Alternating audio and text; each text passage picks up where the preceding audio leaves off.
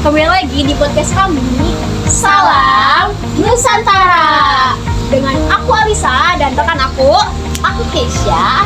Hari ini kita akan membahas tentang sesuatu yang sering banget muncul di podcast, tapi jarang banget diobrolin, yaitu wawasan Nusantara dan geopolitik Indonesia.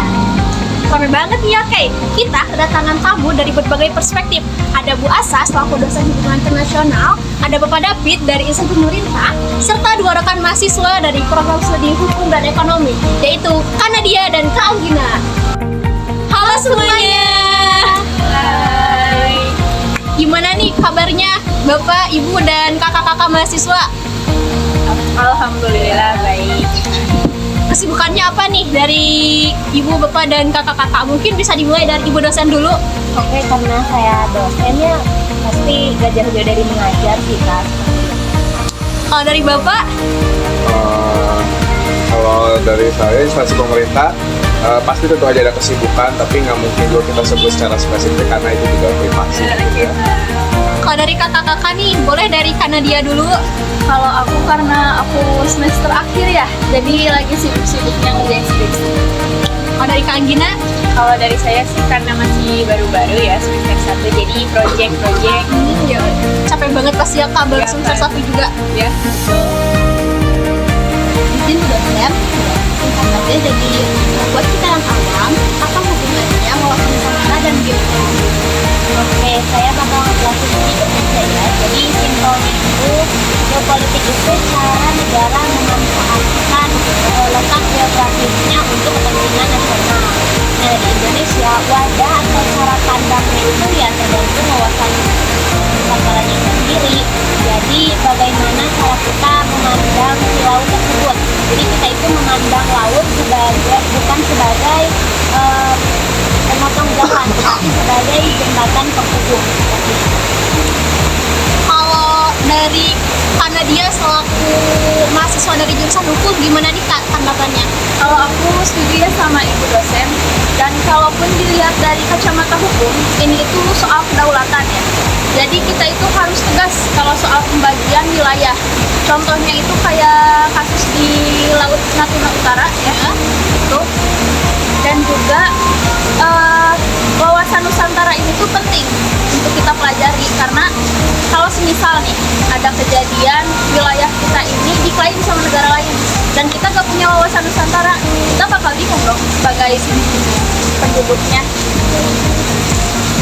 Kalau dari Bapak David nih, selaku dari Institut Pemerintah, gimana nih Bapak terkait bagaimana cara kita menjual posisi strategis itu ke dunia?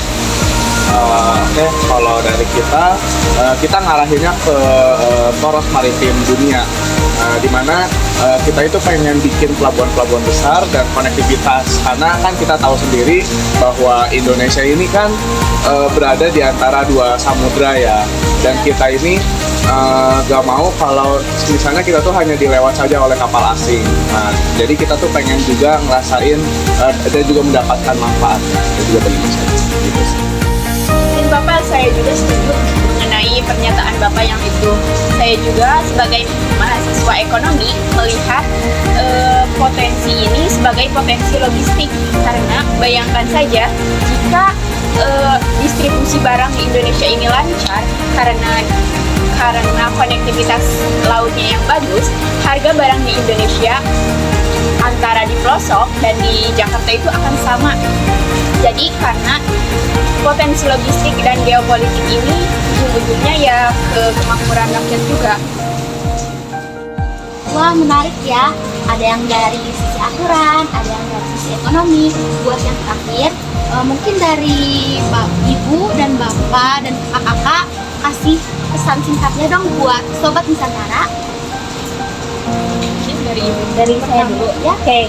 Kalau dari saya, pahami negerimu, cintai wilayahmu. Kasih tepuk tangan buat Ibu, aduh keren banget Bu. Kemudian dari Bapak. Kalau dari saya, kedaulatan itu harga mati, tapi kolaborasi adalah kunci. Gak kalah keren juga Bapak. Boleh dari kakak-kakak. Dari Kak Nadia dulu. Kalau dari aku, mungkin kedaulatan itu bukan pilihan, tapi kewajiban kita sebagai bangsa maritim.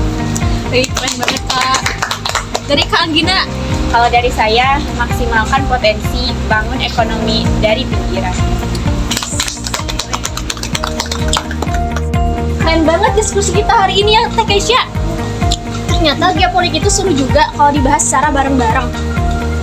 Ya betul banget. Oke, mungkin diskusi kita hari ini sampai di sini. Aku Keisha, Aku Alisa, pamit undur diri. Sampai jumpa di episode berikutnya. Salam Nusantara.